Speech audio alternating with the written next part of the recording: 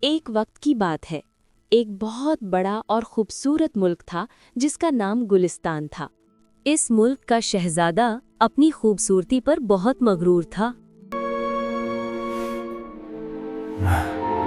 ایک دن ایک پر اسرار بزرگ محل میں داخل ہوئے اور شہزادے کو ٹوکا۔ بزرگ میں شہزادے کی آنکھوں میں آنکھیں ڈال کر کہا، کیا تم میں اتنی ہمت ہے کہ تم اپنی روح کا اصل عکس دیکھ سکو؟ شہزادہ ارزلان نے ایک زوردار قہقہا لگایا اور بولا، بوڑھے میاں، میری خوبصورتی کا کوئی مقابلہ نہیں، میں تمہارا چیلنج قبول کرتا ہوں۔ یہ کہتے ہی وہ پراسرار بزرگ دھوئیں کی طرح غائب ہو گئے اور محل میں گہرا سناٹا چھا گیا۔ بزرگ نے شہزادے کو بتایا تھا کہ اس کی اصل حقیقت سچائی کی آئینے میں قید ہے، جو کوہ تاریک کے غار میں چھپا ہے۔ اپنی خوبصورتی کو سچا ثابت کرنے کے لیے شہزادے نے فیصلہ کیا کہ وہ اس دشوار گزار غار تک پہنچ کر ہی دم لے گا۔ شاہی محل کی دیواریں پیچھے رہ گئیں اور اب شہزادہ ایک ایسی بے جان زمین پر تھا جہاں ہر طرف صرف پیاس اور دھول تھی۔ جیسے جیسے وہ کوہ تاریک کے سائے میں پہنچا، اس کا دل پہلی بار نامعلوم خوف سے کانپنے لگا۔ خوف کے مارے وفادار گھوڑے نے بھی ساتھ چھوڑ دیا اور شہزادہ اس بھیانک پہاڑ پر تنہا رہ گیا۔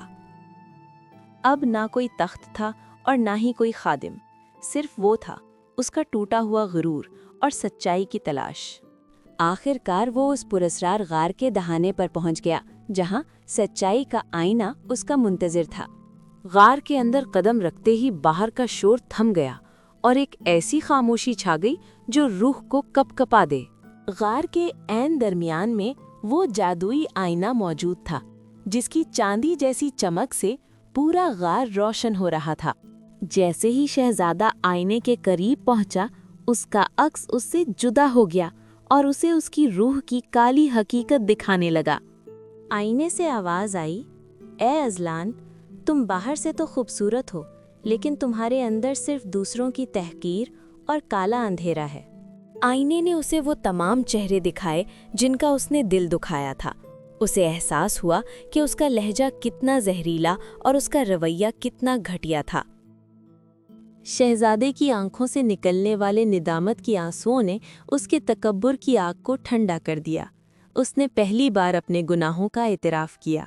اچانک غار نور سے بھر گئی اور وہی بزرگ نمودار ہوئے جن کا شہزادے نے مذاق اڑایا تھا۔ بزرگ نے پوچھا، کیا تمہیں وہی پرانی خوبصورتی چاہیے؟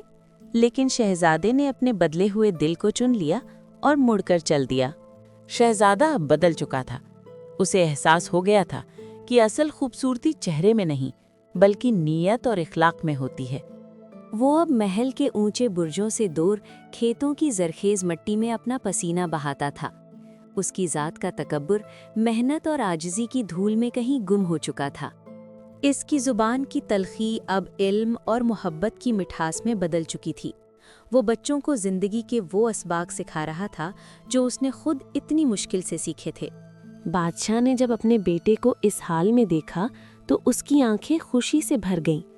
اسے احساس ہوا کہ اس کا بیٹا اب سچا شہزادہ بن چکا ہے۔ باپ نے بیٹے کو گلے لگا لیا۔